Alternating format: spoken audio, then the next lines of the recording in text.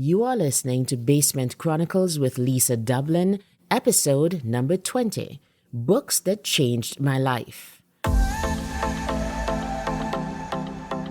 Hey, you made it! Welcome to my basement. I'm Lisa Dublin, a health and life coach, and I help professional and executive women to live, lead, and speak with confidence. Because you know what? Developing your confidence and deepening your faith in God is the best formula for an amazing life. So, are you ready? Let's go. Today we'll be looking at Think and Grow Rich by Napoleon Hill. Hey podcast listeners, how is everybody doing? You know, while I was saying episode number 20, I had this feeling of, do I say 20? Do I say 20? Do I say 20? You know, each depends on which part of my orientation that I access. So if I say 20, I'm definitely being my Canadian self. If I say 20, I'm going back to those roots in Trinidad where I studied, where it was so seminal for me and formed a big part of who I am. And of course, if I say 20, I'm going back to being that little girl, being that person from my home country, St. Lucia. And you know, when I was preparing for this podcast and just wondering about that question, what do I say? How do I say it? It just occurred to me the importance of language, how language is so connected to culture, connected to your experiences, and how much feeling you have for a place and in a place. That's what it is. So I guess I'll go back and listen to what I said at the beginning because right now I can't really remember. Anyway, we are at episode number 20, and it means that we're looking at books that changed my life. As I said, we're looking at Think and Grow Rich by Napoleon Hill. And this book has been so seminal in my development as a business person, as somebody, you know, who's looking to get wealthy and to go after the bag, as we say, in a healthy and fruitful way. So today, I hope I share these nuggets with you that will really encourage you to go out and get the book. Before we even get into what is there, I've pulled out some quotes and some lessons from Think and Grow Rich. I'd like to just simply give you some advice on what to do with this knowledge, okay? I would suggest that you read this book, Think and Grow Rich, over and over again. What I do is that every so often, I have the audio version and I just listen to a little bit every single day sometimes. So it might be when I wake up. I like to do it when I wake up, actually, that I will just simply put it on while I'm doing my ablutions and getting ready to come downstairs, get my coffee and so on. I listen to a bit of the book every day because what it does is to put you in the frame of mind to work, to know the reason that you are, for me at least, waking up so early, making those sacrifices is because I have a goal in mind. Also, while you read, put yourself in the shoes of the people who you will read and hear about. The examples that he gives, some of them have been updated for a contemporary audience, so you might better be able to identify with some of those people who have gone after wealth and succeeded. Put yourself in their shoes and look for synergies and comparisons between what they went through and what you now are currently facing. And I would also suggest the exercise on auto-suggestion. When you get to that chapter, slow down, get your pen and paper, get writing, do exactly what is said, because that for me has been one of the biggest lessons in the book, Think and Grow Rich, which is the power of auto-suggestion and how to employ it in the pursuit of wealth. So, are you ready for these lessons that I've learned in the book? Let's begin. First of all, I want to tell you that Napoleon Hill has said that there are 13 steps to riches, and here they are. So I'm basically giving you a synopsis of the book. He said these 13 steps are as follows: desire, faith, auto-suggestion, specialized knowledge, imagination, organized planning, decision, persistence, power, transmutation, the subconscious mind, the brain, and the sixth sense. And he gives examples in each of the chapters of what he means. And, you know, it's a really great read. Here's my first takeaway and my first quote from the book Think and Grow Rich. It is this: a burning desire to be and to do is the starting point from which the dreamer must take off.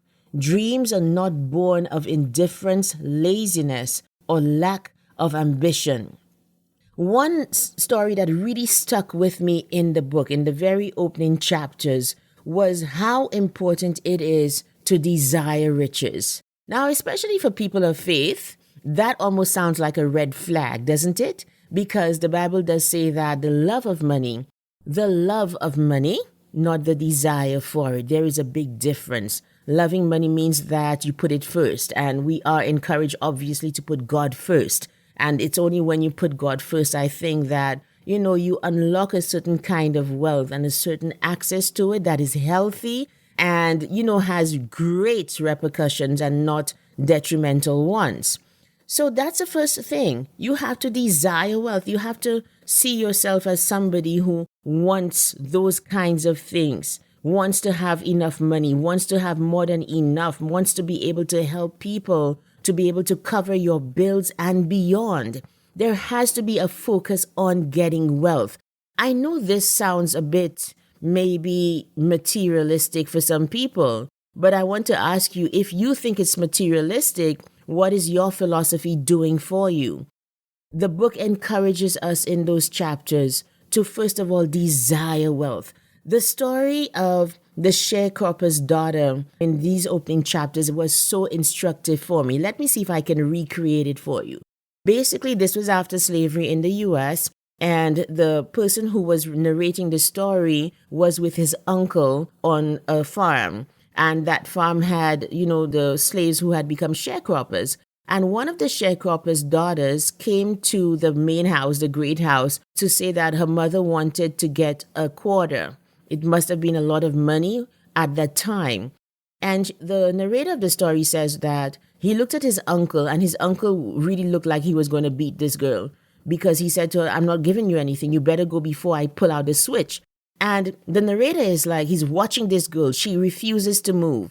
Although his uncle said, "You need to go," her desire to get the quarter from this man was so strong that she just stood her ground. And even though he threatened her and moved towards her with the switch, she stayed there. And it got to the point where perhaps he was about to beat her. And what really struck me was this sharecropper's daughter, with all of the desire and emotion in her voice, she said, "I've got to have that quarter." You guys, when you read it, and especially when you hear the narration in the audible version of the book of that story, it really does something to you to ask yourself the question, what do you want in life? How badly do you want it?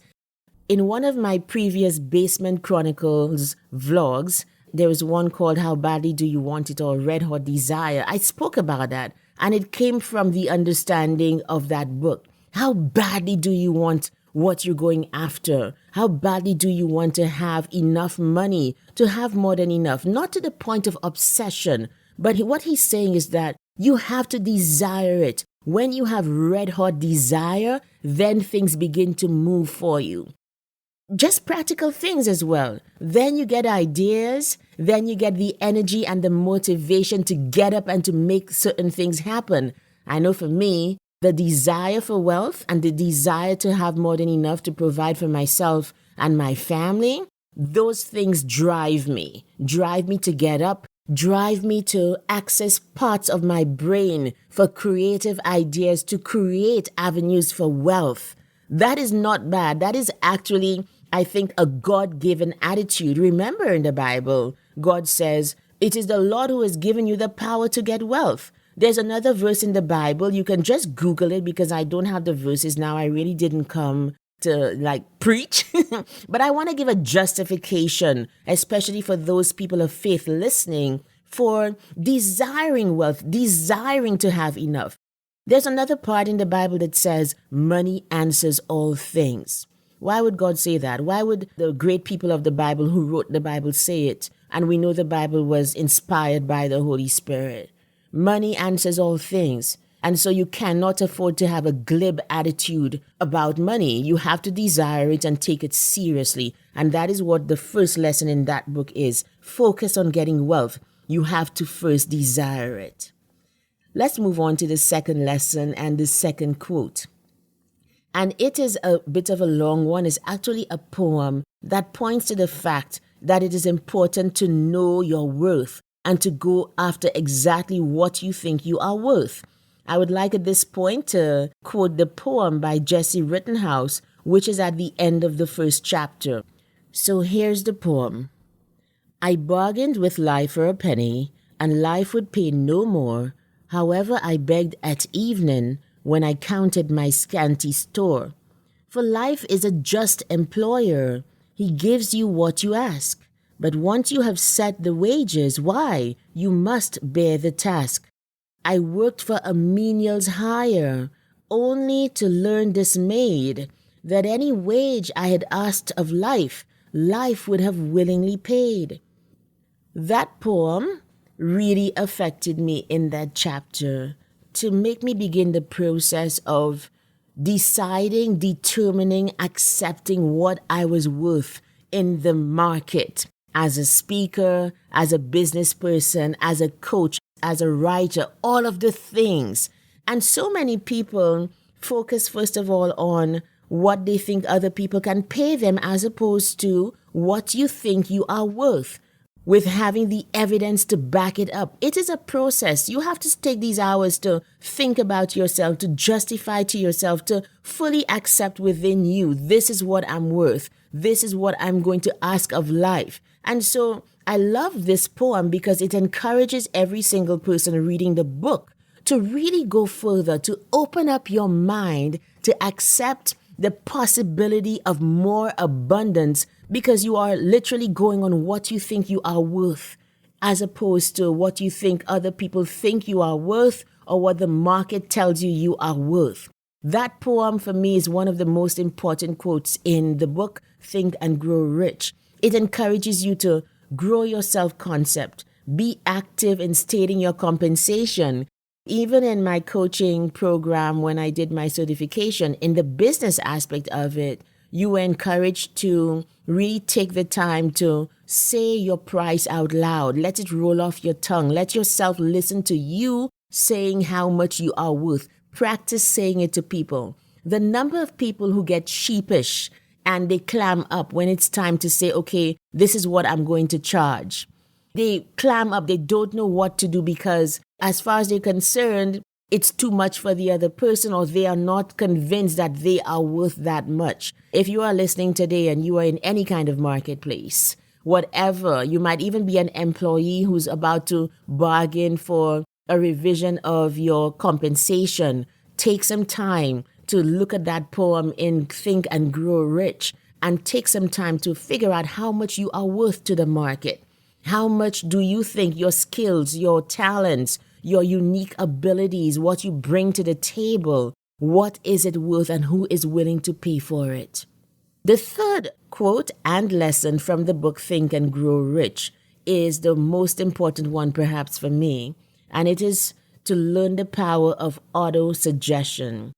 I'm going to give a definition from the book and then we'll continue. We'll really illustrate it. Here's what the book says in that chapter on autosuggestion.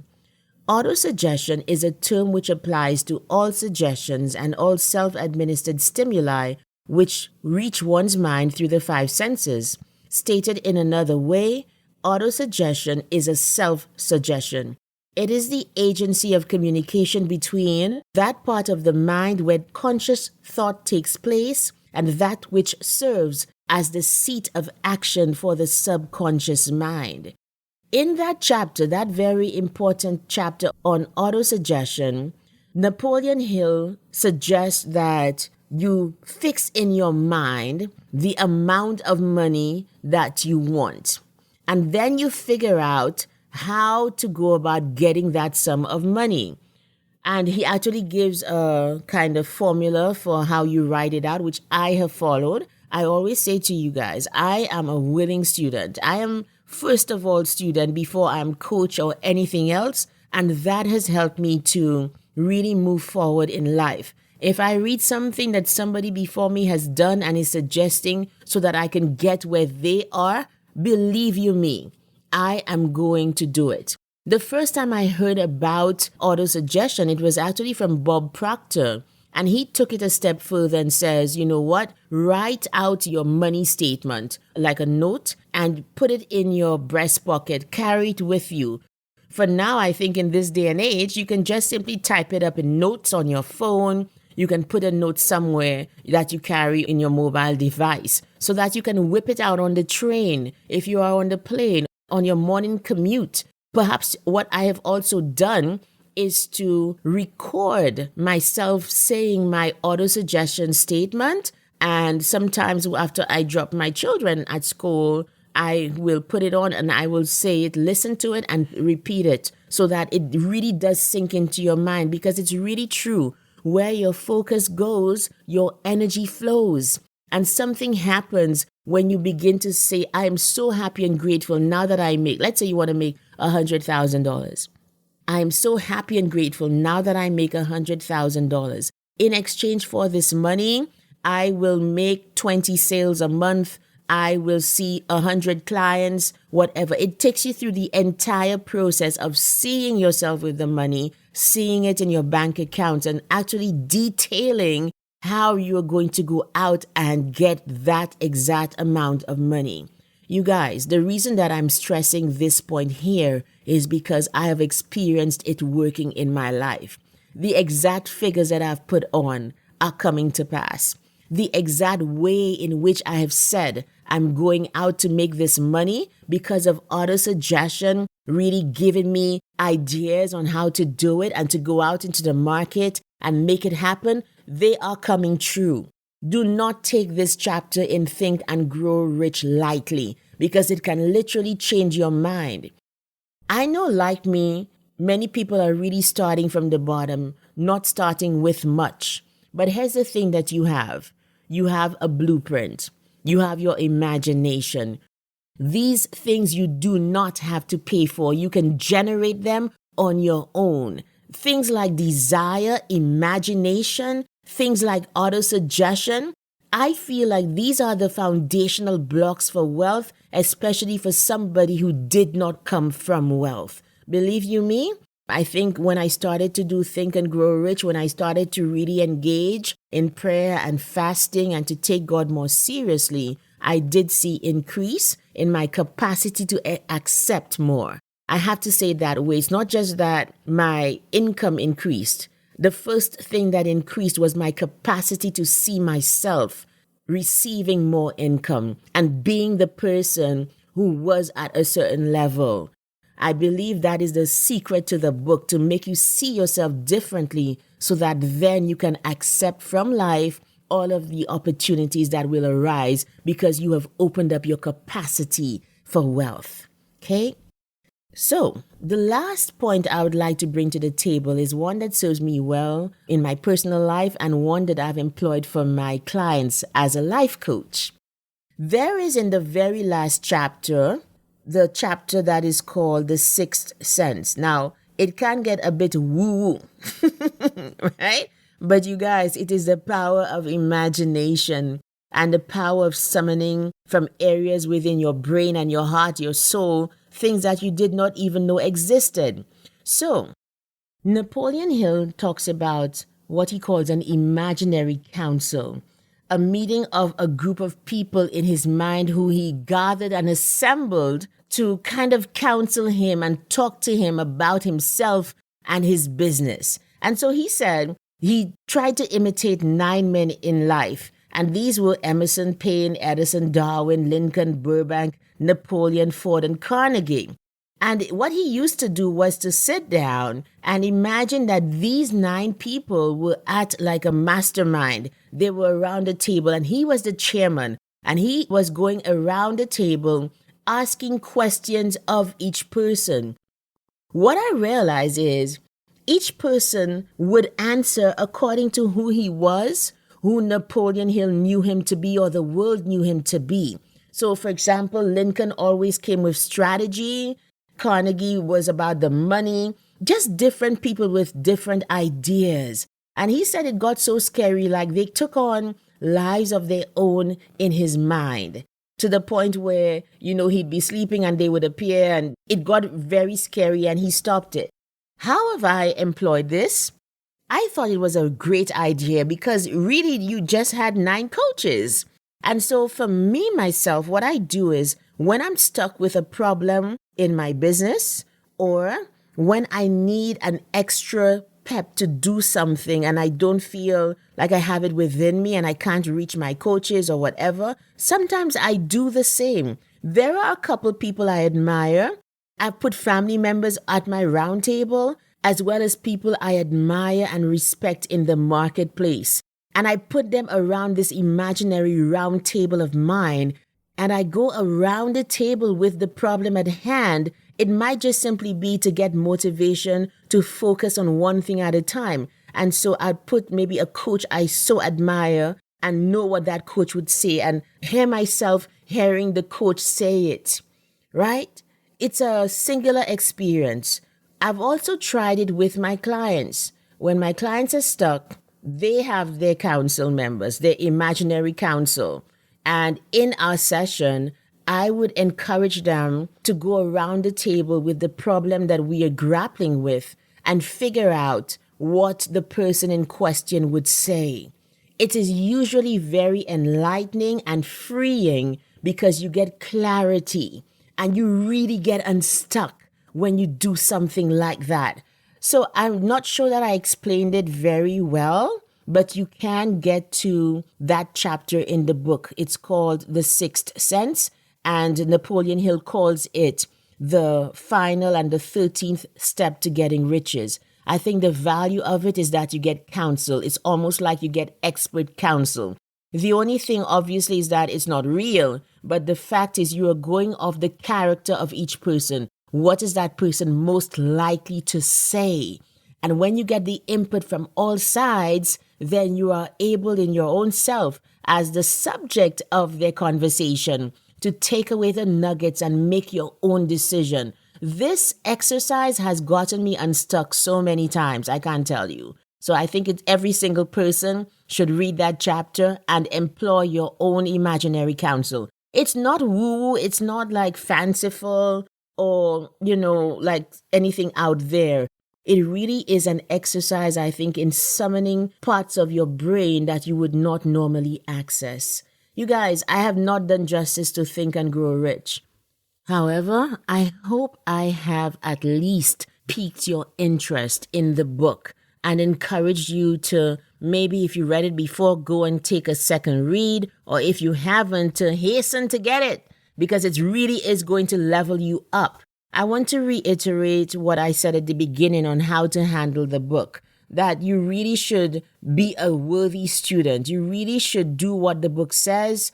Also read it over and over, read a little every day. When you do read it, put yourself in the shoes of the people who you will meet in the pages, who have done great things. Imagine if they had to write the book about you. Put yourself and make your own story. It's really that you begin to get rich from seeing yourself a certain way and expanding your capacity to receive more wealth. That is what I think really gets most of us and keeps us at a certain level, not willing or able to move beyond because we have not seen ourselves as receiving more, being in more, making more.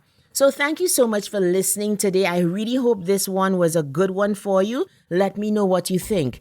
Hey, have you heard about Speak with Confidence? We still have a couple spots open. It's shaping up very nicely, I must say. Remember, you can go to lisamdublin.com/S W C, and you can find out more about the speaking program. This is only going to be once this year from May 2nd to the 30th.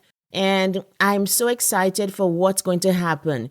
Your confidence will level up in this program, not just with your speaking, communication, and presentation skills. But what happens is that most people, through the coaching, the repetition, the evaluation, the practice, the knowledge, most people's confidence spills over into other aspects of their lives. Recently, I wrote an article about the first cohort of the Speak with Confidence program. And just looking at the photo, all of the faces are now different. Of course, that goes without saying. What I really mean is that almost every single person in the photo of that first cohort, almost every single person has leveled up. They are either in different, better, bigger positions. They're doing more in their current positions. They now have profiles and social media presence. All sorts of great things have happened because of the confidence levels that increased with the Speak with Confidence program. It's a singular experience. You become part of that elite group of graduates who go on to continue honing their skills as speakers. I've recently added, as I told you, the speaking school, where we meet once a month to continue to train and learn and practice our speaking and communication skills in many fun and valuable ways. You want to be part of this. Do not wait until next year, because there's only going to be one cohort every year from now on. And I so want to get the best people in. I think that is you listening. So reach out to me and let's have a conversation about how you can make it possible to really invest in yourself in the upcoming Speak with Confidence program. I'll see you in the next episode. Bye. Thank you so much for listening today. Now, I know that you prioritize your growth and success. So if you feel stuck in any area of your life, why don't you consider life coaching? My signature program, How to Get Unstuck Total Transformation, has helped so many professional and executive women to free themselves of limiting beliefs and habits, learn to love and prioritize themselves, set firm boundaries and stick to them, be more confident, move up exponentially in their careers, and become the best versions of themselves. How badly do you want to get unstuck? How badly do you want to be the best version of you? If you desire more, take the first step right now. Go to my website, lisamdublin.com/coaching, and book a consultation with me. Let's talk about your coaching needs, because the life you want is totally possible.